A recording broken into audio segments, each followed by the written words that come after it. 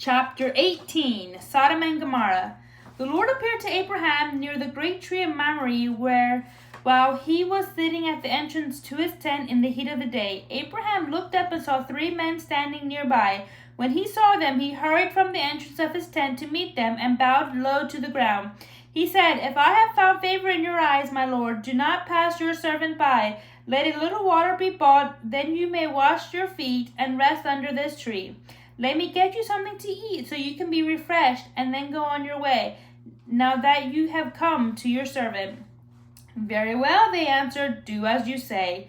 So Abraham hurried into the tent to Sarah. "Quick," he said, "get 3 seahs of fine flour and knead them and bake some bread." Then he ran to the herd and selected a choice, a tender calf, and gave it to the servant, who hurried to prepare it. He then brought some curds and milk and a calf that had been prepared and set these before them. While they ate, he stood near them under the tree. "Where is your wife Sarah?" they asked him. "There, in the tent," he said. Then the Lord said, "I will surely return to you about this time next year, and Sarah, your wife, will have a son." Now Sarah was listening at the entrance to the tent, which was behind him. Abraham and Sarah were already old and well advanced in years, and Sarah was past the age of childbearing. So Sarah laughed to herself as she thought, "After I am worn out and my master is old, will I now have this pleasure?" Then the Lord said to Abraham, "Why did Sarah laugh and say, 'Will I really have a child now that I am old?' Is anything too hard for the Lord? I will return to you at the appointed time next year, and Sarah will have a son." Sarah was afraid, so she lied and said, "I did not laugh." But he said, "Yes, you did laugh."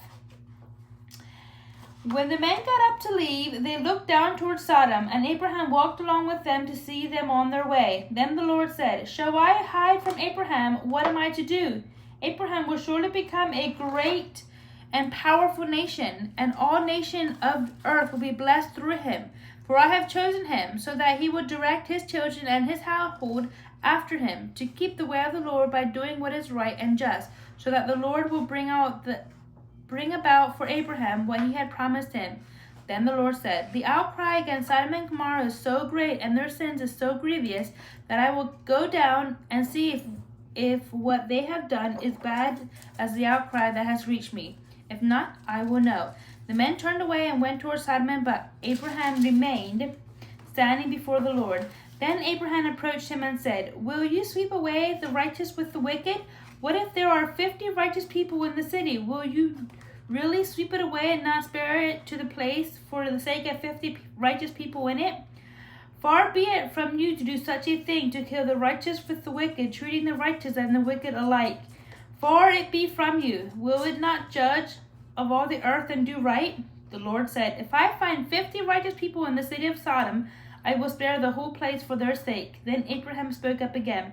"Now that I have been so bold to speak to the Lord, though I am nothing but dust and ashes, what if the number of righteous is 5 less than 50? Will you destroy the whole city because of 5 people? If I find 45 there," he said, "I will not destroy it." Once again he spoke to him. "What if there's only 40 are found there?" He said, "For the sake of 40, I will not do it." Then he said, "May the Lord not be angry, but let me speak. What if only 30 can be found there?" He answered, "I will not do it if I find 30 there." Abraham said, "Now that I have been so bold to speak to the Lord, what if only 20 can be found there?" He said, "For the sake of 20, I will not destroy it." Then he said, "May the Lord not be angry, but let me speak just once more. What if only 10 can be found there?" He then answered, "For the sake of 10, I will not destroy it." When the Lord had finished speaking with Abraham, he left, and Abraham returned home.